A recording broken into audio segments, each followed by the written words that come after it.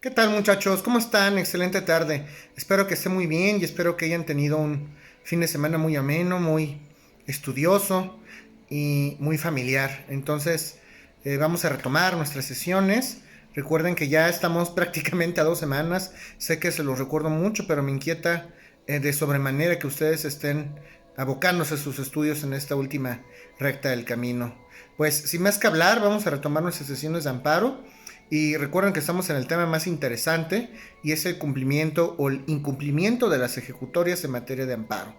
La última sesión terminamos propiamente de explicar cuál es el procedimiento cuando se trata de cumplimiento o incumplimiento por lo que se refiere a las sentencias en materia de amparo. A partir de hoy vamos a empezar a ver una serie de figuras, qué hacer, qué no hacer, que se pueden llegar a dar o a suscitar en el periodo de ejecución de sentencia en el tema de amparo. ¿Qué pasa cuando ya estamos tramitando todo lo que dijimos propiamente, la ejecución o la inejecución propiamente en amparo? ¿Qué figuras se pueden dar y cómo las tenemos que substanciar? Bueno, pues a partir de la clase de hoy, a partir de hoy, vamos a analizar estas figuras, que no es que precisamente sean tantas, pero es importante que ustedes las puedan discernir con claridad, ¿ok? Entonces, vamos a ubicarnos en ese supuesto, ¿ok?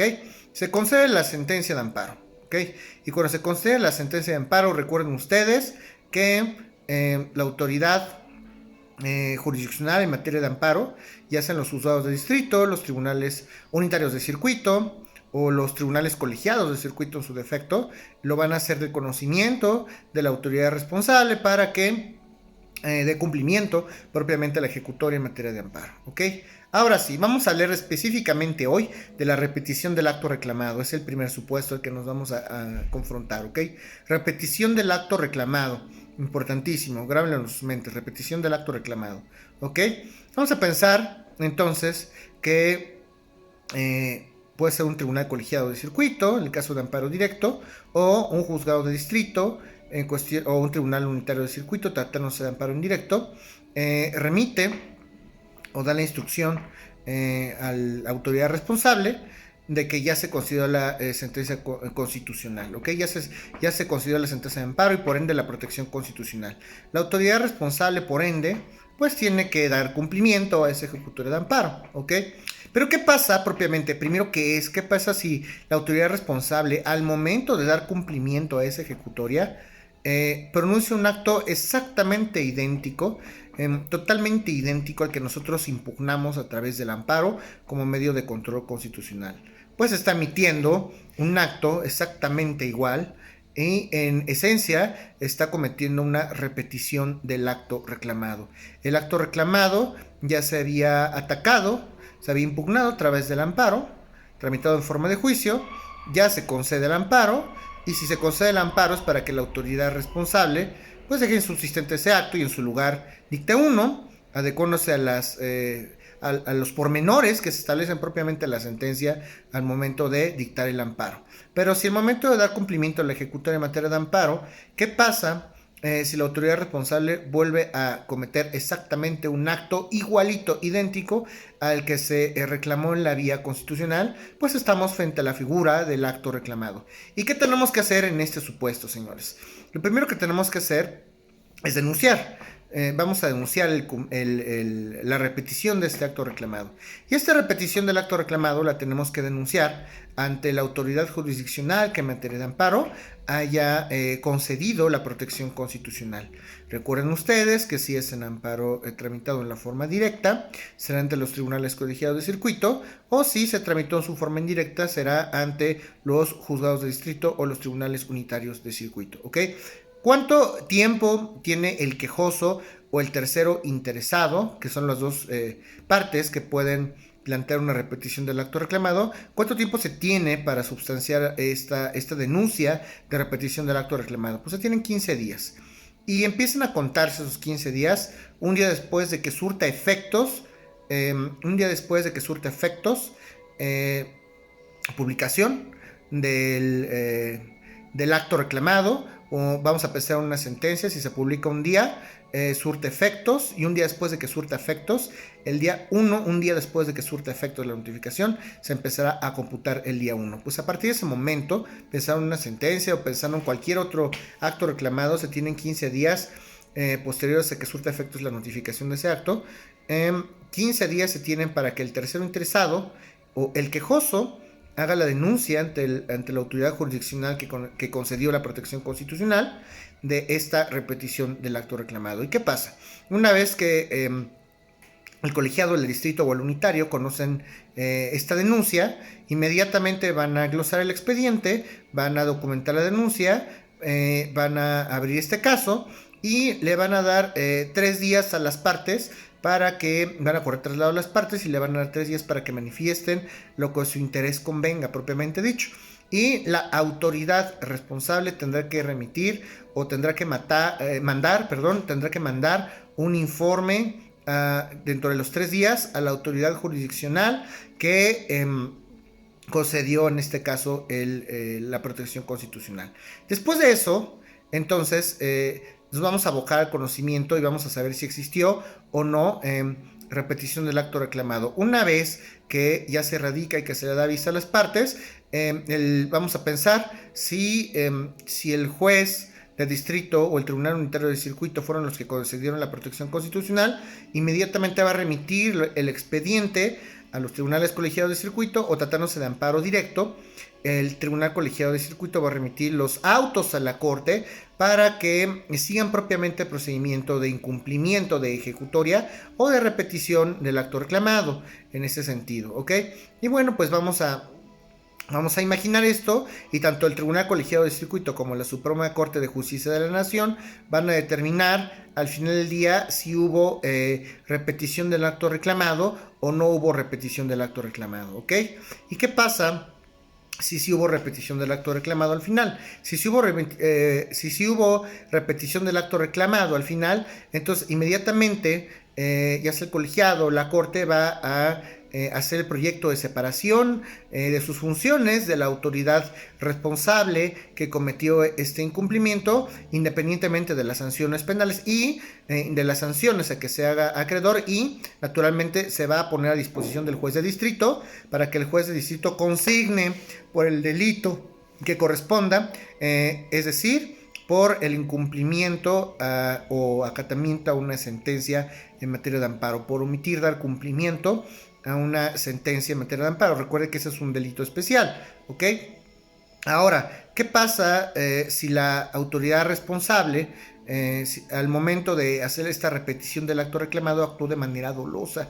Hizo una repetición del acto reclamado de manera dolosa y al final del día, pues deja sin efectos ese acto, esa repetición del acto reclamado. Pues bueno, si actuó de manera dolosa y ya se inició este procedimiento de repetición del acto reclamado, eso no quiere decir que la autoridad se vaya a eximir a toda responsabilidad, aunque haya dejado sin efectos esta repetición o este nuevo acto idéntico, esta repetición del acto reclamado, se va a hacer acreedor las sanciones correspondientes, se le tendrá que separar en su momento del cargo, y a lo mejor el simple hecho de que haya dejado sin efectos esta repetición del acto reclamado va a funcionar o va a ser las veces de atenuante el momento de que se ponga a disposición del juez de distrito para el delito, para que se procese el delito que en su defecto corresponda, ¿ok? Es en caso de que sea doloso la manera en que hace la repetición del acto reclamado. ¿Y qué pasa si no fue dolosa? En ese sentido, si se hace la denuncia y si se determina que, o bien, opción 1, si se determina que no hubo repetición del acto reclamado, o dos, esa repetición del acto reclamado no fue dolosa y se deja sin efectos antes de que la Suprema Corte de Justicia de la Nación resuelva en definitiva si hubo o no repetición del acto reclamado, pues simple y sencillamente la Suprema Corte va a hacer la declaratoria correspondiente de repetición del acto reclamado y va a remitir los autos y todas las consecuencias correspondientes a la autoridad jurisdiccional que en materia de amparo llegó a conceder en su momento y sustanciar ante él el amparo tramitado en forma de juicio, ya sea en la manera directa o en su forma de tramitación indirecta. Eso por lo que se refiere a la repetición del acto reclamado, muchachos. Vamos a hablar ahora de un segundo supuesto, y me refiero al recurso de inconformidad. Cuando hablamos de los recursos en materia de amparo, recuerden que establecimos que eran 4, nos faltaba uno, que es precisamente el recurso de inconformidad. Con esto ya estudiamos propiamente, nos abocamos al estudio de los 4 recursos que en materia de amparo se pueden interponer. Este será ya el cuarto, esta inconformidad, y estamos estudiando la inconformidad ahora porque la inconformidad va íntimamente relacionado con esos temas de ejecutoria o de cumplimiento o incumplimiento de ejecutoria en materia de amparo. Es por eso que lo dejamos hasta este momento, máxime que el recurso de inconformidad no se encuentra previsto en el capítulo de recursos de la ley de amparo, sino bien se encuentra en este capítulo del cumplimiento o incumplimiento de ejecutorias en materia de amparo, y es por eso que lo estudiamos hasta este momento.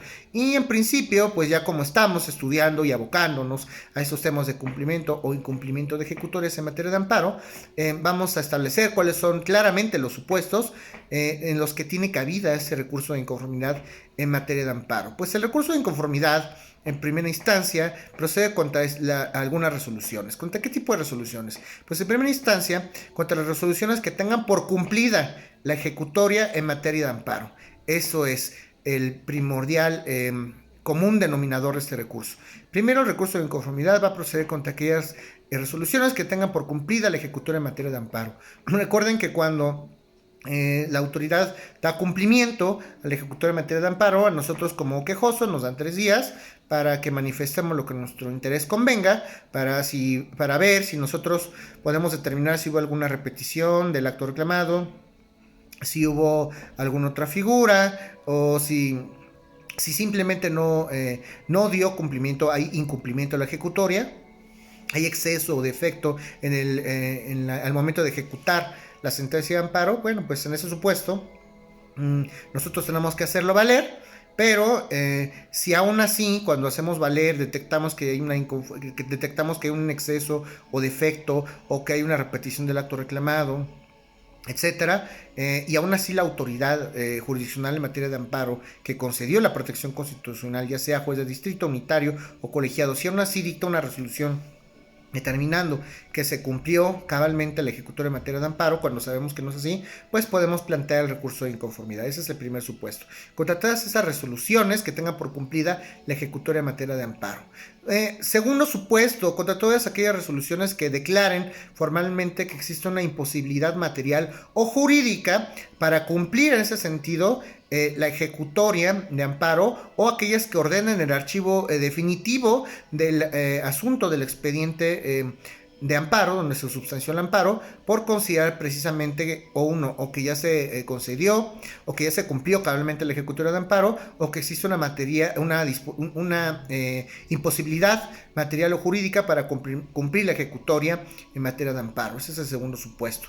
3.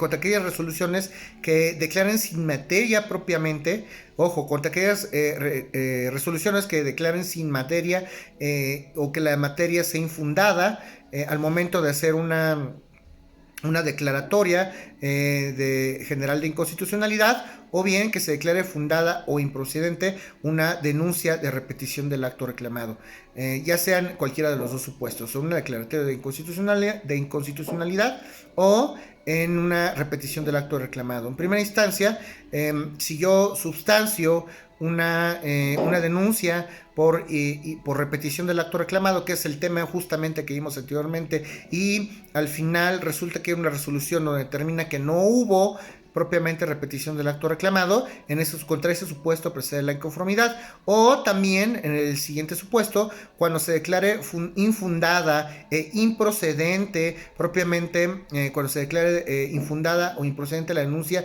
de incumplimiento a la declaratoria general de inconstitucionalidad, que era lo que estábamos comentando en su momento. Ya establecimos y ya platicamos en otras sesiones de esta declaratoria general de inconstitucionalidad. Recuerden, cuando en amparo contra leyes se declara formalmente, se hace una declaratoria formal de inconstitucionalidad con los requisitos que conlleva, y una autoridad por ahí quiere volver a aplicar a un particular una ley que ya se fue declarada inconstitucional. y obviamente este particular se va a doler de que se pretende aplicar una ley inconstitucional. Pues obviamente voy a substanciar el procedimiento diciendo a la autoridad, haciendo el conocimiento de la autoridad que se me está aplicando una ley que ha sido declarada formalmente inconstitucional. ¿Qué pasa si hay una resolución en ese sentido de esa aplicación de una ley inconstitucional y la autoridad al final decide: a ti particular no se te aplicó en ningún momento ninguna ley que haya sido declarada inconstitucional? Se declara sin materia o se declara infundada o se declara improcedente esa denuncia al incumplimiento de esa declaratoria general de una norma general o de la inconstitucionalidad de una norma general. Contra esa resolución procede también el recurso de inconformidad. Va de nuevo el siguiente supuesto: cuando se haga una declaratoria general de inconstitucionalidad respecto de una ley y se aplique una norma que ha sido declarada inconstitucional a un quejoso, y ese quejoso inicia el procedimiento precisamente para quejarse que se le aplicó una ley declarada inconstitucional, y al final le resuelven al quejoso que no, contra esa resolución donde declaran al quejoso que no se le aplicó una norma declarada generalmente como inconstitucional. Contra esa resolución procede el recurso de inconformidad. ¿Ok? Estos son los supuestos prácticamente del recurso de inconformidad. Se interpone. Este recurso de inconformidad puede ser interpuesto por el quejoso o puede ser interpuesto por el tercero interesado 15 días después, al día siguiente en que surtió efectos la notificación propiamente del auto o de la resolución que pretendemos impugnar. ¿Ok? ¿Qué pasa si un tercero es afectado con la ejecutoria dictada en materia de amparo? Eso es importante. Si un tercero ajeno a juicio es afectado con la ejecutoria, al momento en que se cumple esa ejecutoria fue afectado algún tercero, también puede interponer el recurso de inconformidad 15 días después de que surta efectos la notificación de esta ejecutoria en materia de amparo, si es que tuvo conocimientos del tercero interesado durante la secuela adjetiva o procedimental de la substanciación del juicio de amparo. Es decir, si mientras se tramitó el juicio de amparo, ese tercero ajeno a juicio tuvo conocimiento de ese amparo, entonces 15 días después de la emisión de esa resolución que le depara algún perjuicio por virtud de la ejecutoria, puede plantear un recurso de amparo.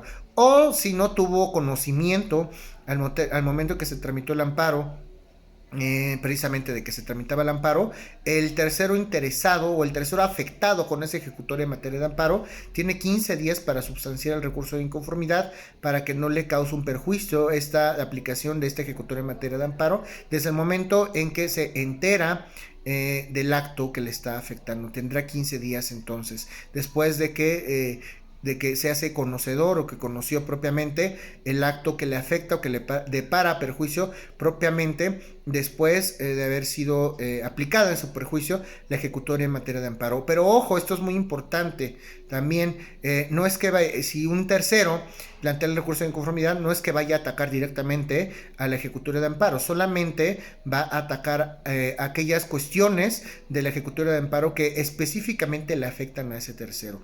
A esta parte de la sentencia o este tipo de efectos, a mí como tercero, específicamente este acto me está afectando a mí, pues ese es específicamente el acto que voy a atacar como tercero que me depare perjuicio. El resto de la ejecutoria sigue totalmente insubsistente, no se puede variar porque se le concede a otro particular, se le concede a un particular totalmente distinto, pero pues también se prevé por ahí que si se afecta la esfera jurídica del particular a algún quejoso o de algún tercero ajeno al quejoso o al tercero interesado, pues también aquel tercero ajeno a juicio pues puede plantear este recurso.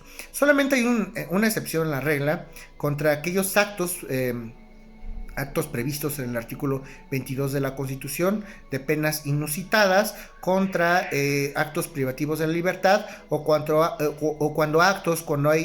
ejecutoria de amparo también se refiere a actos de incorporación forzosa al ejército o a la Fuerza Aérea Mexicana, las Fuerzas Armadas Mexicanas. En ese supuesto, el recurso de inconformidad contra alguna persona que depare en lo particular su esfera jurídica puede proceder en cualquier momento, ¿ok? Entonces, el órgano jurisdiccional que conoció el amparo ya sea juez de distrito, tribunal unitario, tribunal colegiado de circuito, sin decidir absolutamente nada. Una vez que tenga en sus manos el expediente de la inconformidad, va a remitir a la Suprema Corte de Justicia de la Nación para la debida substanciación y resolución de este recurso de inconformidad, y la Suprema Corte de Justicia de la Nación resolverá esta inconformidad totalmente a la brevedad, ¿ok? Eso por lo que se refiere al recurso de inconformidad. Y finalmente hoy vamos a hablar de un incidente muy interesante, que es el famoso incidente de cumplimiento sustituto. El incidente de cumplimiento sustituto. ¿Qué quiere decir eso? Recuerden ustedes que un incidente es un juicio accesorio que depende del principal, y hay algunas cuestiones que en materia de amparo de manera específica se tienen que plantear en la vía incidental, como es la substanciación de la suspensión del acto reclamado en su caso, ¿no? ¿Cuál es propiamente el objeto de este incidente específico de incidente de cumplimiento sustituto de la ejecutoria de amparo? ¿Ok? Esto es interesante. Estamos en el supuesto en el que se concede la protección constitucional a favor de un quejoso, pero ¿qué pasa si al quejoso se le pudiera cumplir esta sentencia, esta ejecutoria de amparo de otra manera, o se pueden restituir los derechos del quejoso de otra manera distinta a la retrotracción, o a que las cosas o el acto reclamado se deje sin efectos y las cosas vuelvan a estar en las mismas condiciones antes de que se hubiera pedido la protección constitucional? Para empezar, tenemos que definir el objeto del incidente de cumplimiento sustituto. Este incidente de cumplimiento sustituto tiene por objeto que la ejecutoria dictada en materia de amparo se cumpla mediante el pago de daños y perjuicios al quejoso, y esto puede ser pedido puede ser pedido de oficio por la Suprema Corte de Justicia de la Nación, o naturalmente por el quejoso o el tercero interesado, ¿ok? Cuando la ejecución de la sentencia propiamente dicha afecte más los intereses de la sociedad que los del quejoso. En este caso, sabes que yo soy el quejoso, y en vez de que me restituyas mis garantías individuales, como es imposible que me restituyan las garantías individuales por alguno de estos supuestos, en vez de que se cumpla esa ejecutoria de amparo, pues cámbiamela, vamos a sustituir el cumplimiento de la ejecutoria. En vez de que me restituyas mis derechos, mejor autoridad responsable, págame, dame una indemnización por daños y perjuicios. Ese es el primer supuesto, entonces, ese es el primer supuesto donde tiene procedencia, o donde cabe el incidente de cumplimiento sustituto de la ejecutoria de amparo. El primero es ese, precisamente, cuando la ejecución de la sentencia de amparo, de la ejecutoria de amparo, afecta más a los intereses de la sociedad que a los del propio quejoso. Hay que supeditar, no podemos poner arriba, no podemos ponderar de una manera más álgida los intereses de la sociedad que los intereses del quejoso. ¿Qué es más importante? Proteger a la sociedad, proteger a una sola persona. A lo mejor es muy abrupto y a lo mejor es muy radical, pero pues no podemos sacrificar los intereses ajenos por los de una sola persona. Cuando a una persona se le concede la protección constitucional, pero con el cumplimiento de la ejecutoria para que se le restituya las garantías a este quejoso, se afectan más los intereses de la sociedad que los del propio quejoso. Entonces, en ese momento es el primer supuesto que procede este incidente de cumplimiento sustituto. A ver, no te voy a restituir tus garantías porque en este supuesto se afectaría más los intereses de la sociedad que los tuyos. Entonces, en vez de cumplir y restituir esos derechos, te voy a pagar daños y perjuicios a ti particular. Ese es el primer supuesto. Y el segundo supuesto es que este incidente procede por aquellas circunstancias del caso en las que sea posible o desproporcionadamente gravoso restituir las cosas al estado en que guardaban antes del juicio, o antes de la restitución de las garantías del quejoso. Es decir, es muy caro, es desproporcionadamente caro, o es muy gravoso, o representa un trabajo mayor para la sociedad el restituirte las garantías a ti como quejoso, que el pagarte una indemnización por daños y perjuicios. Es más oneroso para el Estado y nos va a costar más trabajo a las autoridades restituirte tus garantías conculcadas, que mejor indemnizarte por los daños y perjuicios que se te causaron en ese momento, ¿ok? Entonces, en ese supuesto también procede la substanciación del incidente de cumplimiento sustituto. La solicitud naturalmente se hace ante la autoridad jurisdiccional que concedió y ante la cual se sustanció el amparo en forma de juicio, como ya sabemos, juez de distrito, tribunal unitario de circuito, tribunal colegiado de circuitos. Se va a tramitar vía incidental, que es como lo comentábamos. Si es procedente este incidente de cumplimiento sustituto, naturalmente el juez que conoció la cuestión constitucional ante el cual se tramitó el amparo, juez de distrito unitario colegiado, al final, si es procedente, va a determinar exactamente a cuánto asciende esa indemnización por daños y perjuicios, cuánto dinero se le tiene que pagar al final, y hacer el comentario finalmente de que tanto la autoridad responsable como el quejoso pues pueden llegar a algún convenio, en cualquier momento pueden llegar a algún convenio para poder pagar esos daños y perjuicios al quejoso por parte de la autoridad, y si llegan a un convenio pues lo tendrán que hacer de conocimiento del juez que concedió el amparo, de distrito, colegiado o unitario, y ya que lo hacen del conocimiento de la autoridad que concedió el amparo, entre cuales se tramitó el amparo, y se cumple formalmente este convenio, pues esta autoridad jurisdiccional que conoció el amparo finalmente va a archivar totalmente concluido este expediente de incidente de cumplimiento sustituto y en general el del amparo, ¿ok? Pues con eso terminamos la sesión el día de hoy. Nos faltan ver por ahí algunos temas en materia de cumplimiento de ejecutoria en materia de amparo, pero estos son los temas más interesantes para que ustedes sepan que existen todas estas maneras para cumplir la ejecutoria en materia de amparo, y hay tanto cumplimiento de ejecutoria como incumplimiento de ejecutoria, y también cuando en principio o a la luz del buen derecho puede entenderse por cumplir una ejecutoria en materia de amparo, nuestra labor como litigantes es discernir, saber desentrañar si en efecto se está cumpliendo nuestra ejecutoria. Eso es lo más delicado y lo más interesante del amparo, saber discernir al final si sí se cumplió esa ejecutoria o no de amparo, ¿ok? Bueno, continuaremos con esas clases de amparo en la siguiente sesión. No dejo de insistirlos y de molestarles que por favor sus dudas me las hagan saber a los canales conducentes, y ya saben, Classroom, correo electrónico, chats, mensaje de voz, lo que ustedes tengan en mente, y pues sigo formalmente a sus órdenes. Saludos a todos, muchachos.